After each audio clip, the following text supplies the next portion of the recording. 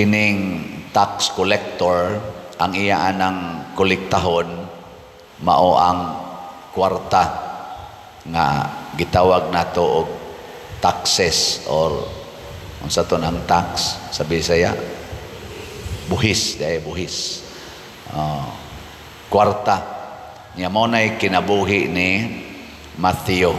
Usa siya ka tax collector, kolektahan niya og buhis ang mga tao sigon sa gilatid sa balaod niya. Kaya mga Hudiyo ang nagkolekta nila buhis, mauman ang Roman government atong panahona. Kung dunay mga Hudiyo nga manguliktag buhis, murag tan-aw nila makasasala gid ni kay nganong nisuporta siya sa foreign government. Mao na si Mateo usa sa gikundina sa mga Pariseo o sa mga eskriba nga public sinner. Pero si Jesus nga usa ka Hudiyo, mipili ni Mateo aron mahimong apostol o ebanghelista. Unsa may trabaho sa apostol o sa ebanghelista? Mangulikta og kalag para dadon sa langit. So ang tax collector manguliktag kwarta para gastuhon sa gobyerno. Ang ebanghelista, apostol, mangulikta og kalag para dadon sa langit. Lingi ay mong tupad. Ingnaon sa roy imong gikolekta, kwarta o kalag? Pangutan ba? Unsa roy inyong gisigihag kolekta?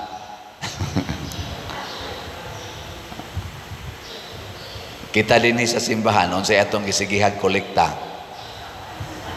Ha? Kibaw na mo ana. Sige tag baligyag slat, sige tag pasag sibot. Unsa may atong gikolekta? Sa tinud-anay ang simbahan wa manguliktag kwarta. Ang gikolekta sa simbahan kalag. Kining atong baligyag slots is BF dag tag 500 pesos para sa kumbinto. CTUMM tag 100 pesos para ipanghatag og bugas sa mga kabos, itukod og balay sa mga kabos.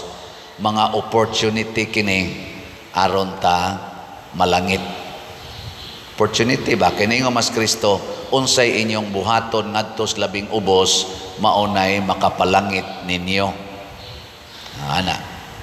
Mao na gitagaan natong opportunity. Kinisang sibot ato ikolekta dinhi, gamiton sa dinatos pagpalambo sa atong operating expenses sa atong mga lugar dinhi ug uban pa mga projects. Pero kung ang atong pagkolekta dinhi kwarta para nagani pagpadato sa atong bulsa, labi na gyud kung ang atong gipadato ang bulsa na sa kolektor sa kwarta, kana mauna nay makapaimpierno. So kung ikaw karon nagtrabaho, mag-overtime pagyud ka, kay ang imong kita, imong ipaambit ngadto sa mga kabos, dili lang kutob sa imong bulsa, congratulations. Ang imong pagpanguliktag kwarta, nakapangulikta og kalag. Ana. Usbaglingi imong tupad. Ingnaon sa imong gigamitan ro sa imong kwarta, para sa bulsa o para langit. Na kumusta rong imong kwarta, para ra ginas bulsa, purse o para sa langit. Mailhan nato ang mga tao nga nangitag kwarta para sa bulsa. Unsa man gyud unang timaan, mag-away na sila. Mag-away. Kay mag-ilog man, kay kaning atong bulsa, dako man kay nistanan, portigyong dako ani, bisan pag billions of pesos, bisan pag ganig trillions of pesos, dili gid ni mapuno. Unya kung daghan kayo ta, nga magsigig pangitag kwarta para isuod sa bulsa, porting away na to. Tanaw lang mo diya social media, diya YouTube, Facebook, ang atong mga ahensyas gobyerno ang nag-in charge diha, kasagaran na nag-away. Klaro kayo, tanaw na to, kani kay nag-away. Kay kani manggong atong gobyerno, mausad ang simbahan, amo gyud ang kalibutan, ang main source of life, murag life source sa usa ka institusyon, maggobyerno man or masimbahan, kana gyung kwarta.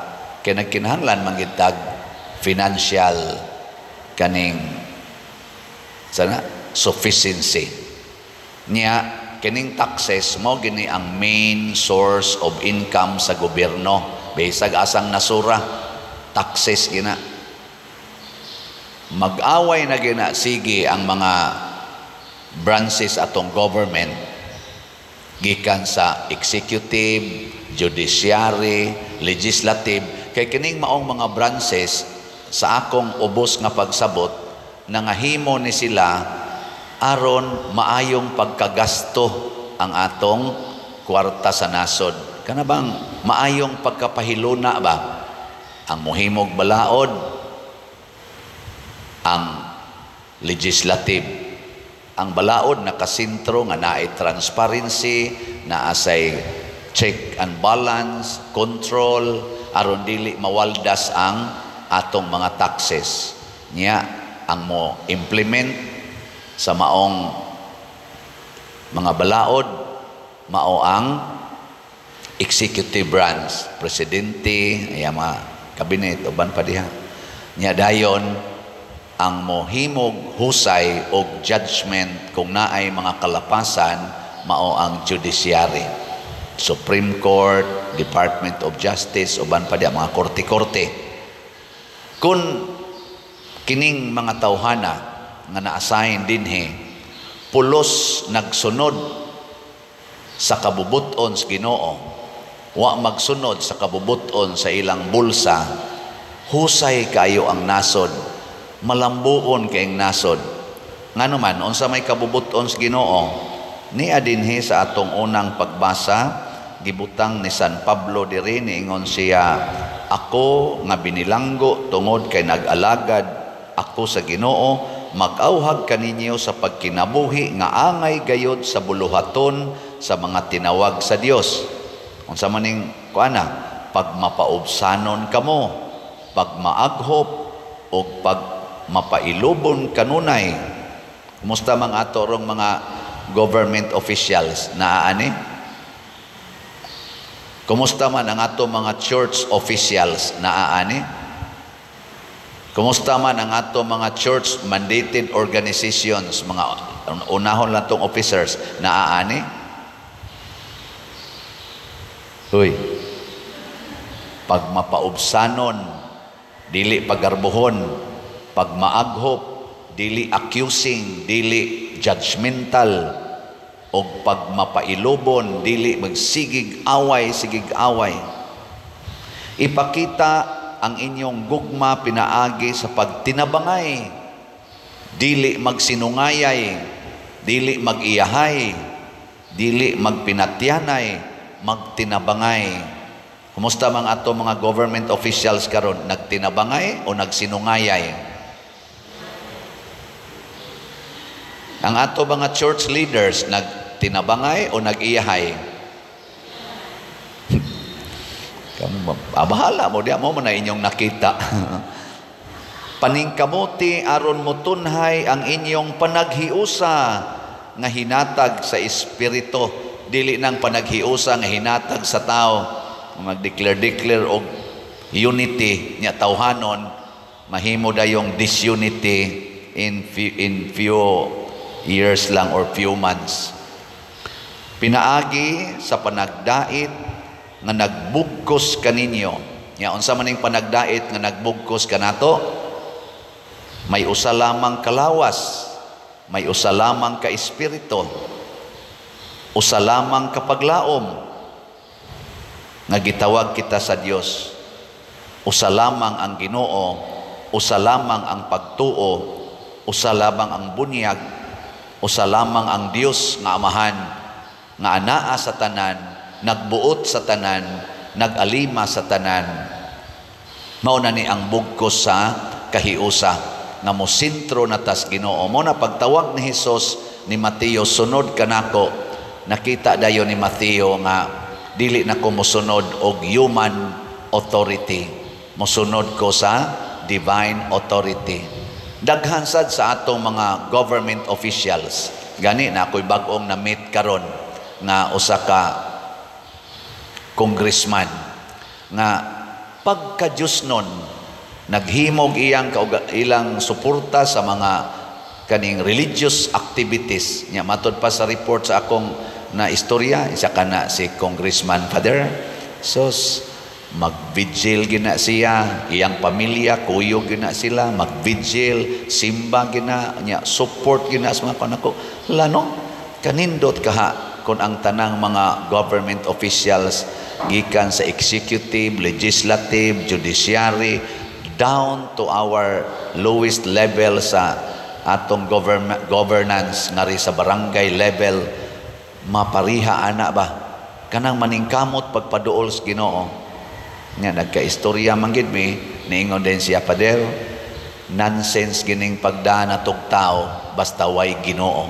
Nakula, mura man ni siya obispo noon, ako naman o igilekturan. Di ba nindot kayong pagkasulti ba?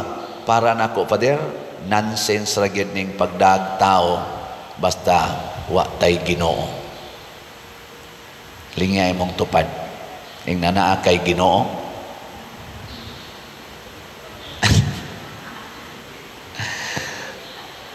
Ako bitaw nalingaw man ko aning ilang kaning budget hearing karon. Lingaw kay tanawar gyud yung social media.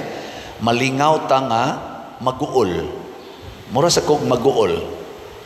Isip usa ka graduate og accounting, nya maghunahuna ko anang ila karon kunohay mga buhat sa transparency. Maguol ko kay ngano man naay ahensya sa gobyerno nga gamay kay budget, gamay kay questionable nga mga transactions, maoy sigihan nila kumbati gyud og kanang duki-duki. Ni ahinoy ahensya sa gobyerno nga dagko kayog budget, dagko kayog mga questionable nga mga transactions, mura lagwa. And that is unsa man na? Mediocrity. Yes, we need to dig and to unearth sa mga kabuang aning atong gipiyalan sa atong mga taxes sa nasod. Pero dili unta mediocre nga ari lang ta aning gamay, ari lang ta aning murag kana ganing makaya nato, ari lang ta aning mga dili suod nato. Pero kining suod nato bahala nag-unsa kadagko ang ilang gipanghimo dihang questionable transactions, ato lang ng pasagdan kay suod ra ba na nato. Gitawag na nato patronage governance. Kana bang patron-patron ba? Ni asa na simbahan, di lang kumuwali ani kay maigo niya ning akong dakong benefactor. Maora ba ni nagtukod aning simbahan na niya maigo niya ning iwali ko ni. Di ba? Sige ra ba ni lector diri niya ako ning iwali. Basig din ahinoon ni mo lector.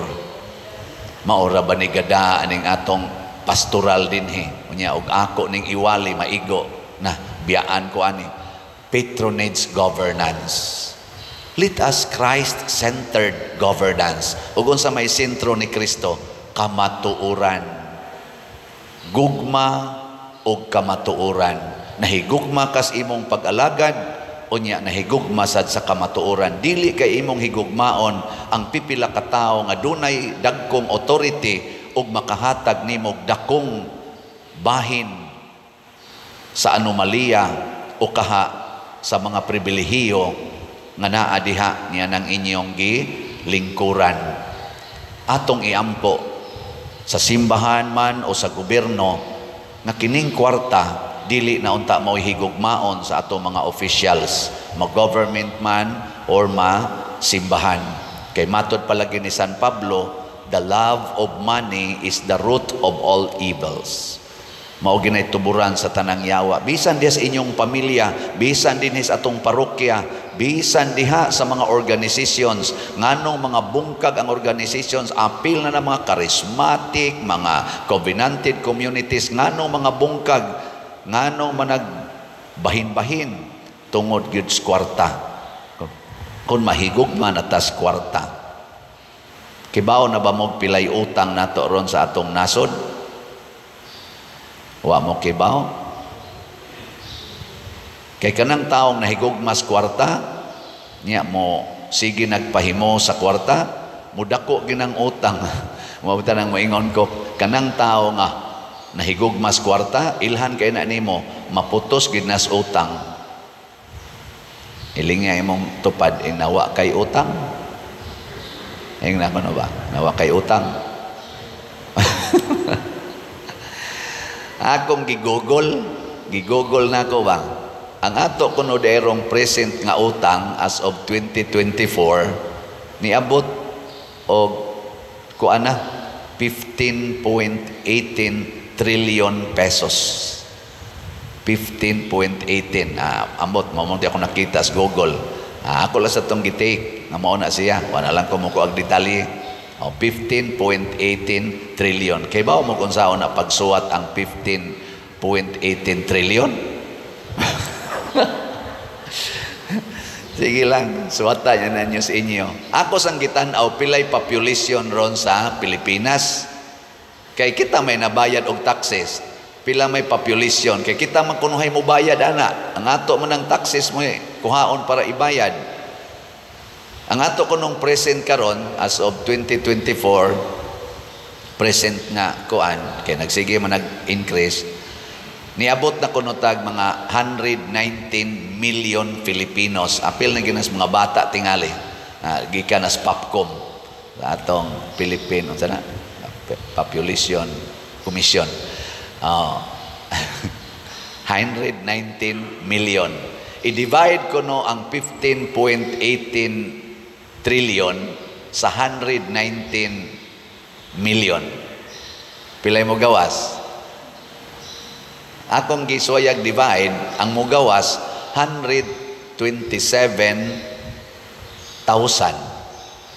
So kada Pilipino, apil na ng bagong na tao, kung naapil na sa record sa Popcom, nagkarga na nagutang nga 127,000 pesos. Maglisod magitagbayad gani og 1,000 pesos karon sa atong income din hiba. Kita mga Pilipinos, mag-unya-unya pa manggay ka ng 1,000 pesos. Unsa naghagpabayaron kag 127,000 pesos? In short, sa laktod lang nako og ubos og binogo nga pag-analysis, maglisod na gitagbayad aning atong utang. Kay kada Filipinos, dili man mo income og 127,000 kada tuig ang kada usa. Samot na yung ikada buwan. Nya kada buwan mang computation ana. So sa interest pa lang daan tingali aning atong utang, maglisod na tagbayad kita mga Filipinos. Mo na magsige ra nag-increase ang utang. Nya i-challenge ta mo, i-google kinsang presidentiha, kinsang term sa presidente sa Pilipinas ang pinakadakog utang. Di lang ko masulti, secret. Na-google god, og mo relay ta ng google diha. Di man sa na accurate kayo, kaya kinahanglan mo na i-declare sa atong kaning gitawag nato official gyud nga branch sa atong government. Pero kalingawan lang nato ba, ang google. Malingaw ka Kamo na lay tanaw ana. Ay kun ninyo pasangin lang ko ninyo. Tanawa.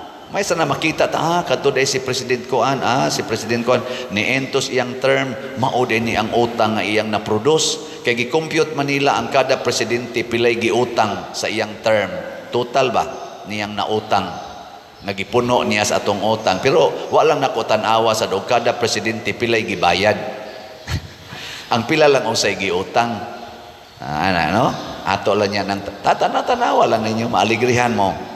Ako lang ng gisgutan mga igsoon tungod kay kitang tanan gi-challenge ta sa kinabuhi ni Saint Matthew. Biyae gid ng kwarta, sigurua ang pulong sa Ginoo. Sigurua ang ebanghelyo sa Ginoo nga moy atong isangyaw dili ang pagsigig pangwarta. Kay ang kwarta nga moy atong higugmaon musangko sa kagubot, musangko sa pagpinatyanay sa atong isig katao ug sa pagkabahin-bahin. Whereas kung atong gamiton ang kwarta sa pag-alagad sa Ginoo, ang atong kwarta mahimong tuburan sa panaghiusa, tuburan sa kalinaw ug kauswagan ug kaluwasan, lawas ug kalag.